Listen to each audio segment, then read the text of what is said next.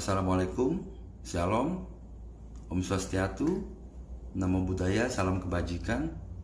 Sebelumnya saya berterima kasih kepada Bu Risma atas statement dia yang ini.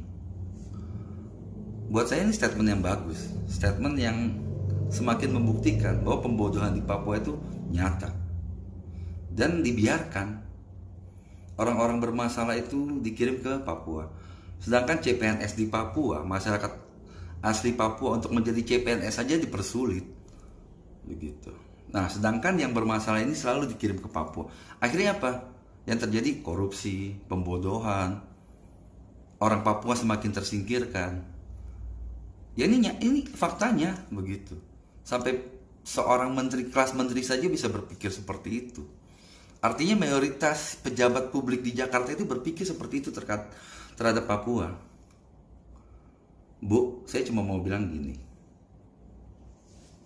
Orang yang melihat Papua itu sebagai pengasingan itu hanya penjajah, hanya Belanda. Mungkin ibu lupa, tapi saya ingatkan ke ibu. Ibu Mega, bapaknya itu proklamator, Bung Karno. Bung Karno itu diasingkan di Bovendigul di Papua. Nah, itu hanya dilakukan oleh Belanda yang menjajah Indonesia. Dan Belanda menganggap itu Papua saat itu adalah tempat pengasingan. Nah, yang ada di kepala ibu itu apa bedanya dengan penjajah?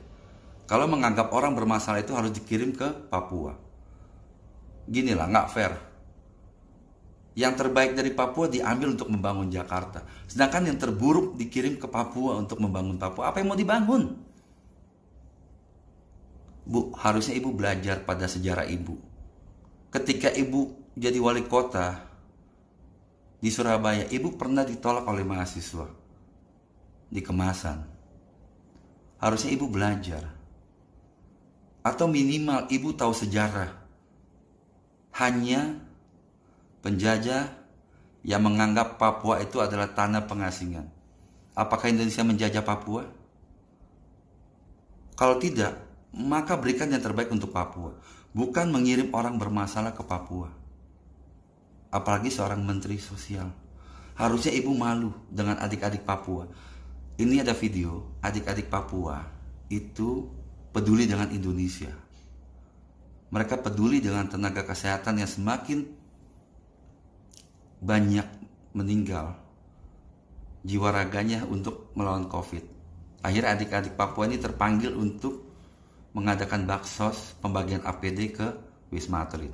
Harusnya ibu malu ketika ibu menganggap Papua itu adalah tempat pengasingan. Sedangkan adik-adik Papua ini menganggap Indonesia ini adalah republik mereka gitu loh. Jika Papua ini dianggap sebagai bagian Indonesia, jangan lakukan pembodohan. Jangan anggap Papua itu sebagai tempat pembuangan orang-orang yang tidak berguna gitu loh. Emas dikeruk untuk pembangunan Jakarta. Tapi pembangunan SDM itu tidak pernah dilakukan di Papua. Korupsi itu dibiarkan. Apakah seperti itu? Sipit itu di mata, kayak saya bu, itu takdir bu. Kalau sipit di otak, itu nggak mikir bu. Apalagi nggak tahu sejarah. Hanya penjajah yang menganggap Papua itu sebagai tempat pengasingan dan membiarkan Papua hidup dalam pembodohan. Mari kita berpikir, Indonesia sedang membangun Papua atau menjajah Papua. Kalau mengikuti pikiran sesat ibu, artinya Indonesia sedang menjajah Papua. Saya 10 tahun di tanah Papua, bu. Dan tidak ada pembangunan sumber daya manusia.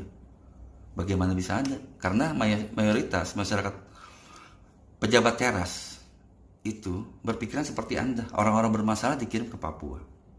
Akhirnya apa? Yang terjadi, masyarakat tidak merasakan pembangunan. Oke, sekian statement saya. Terima kasih Bu, Ibu mempertegas ke saya pola pikir pejabat kita terhadap Papua. Selamat malam.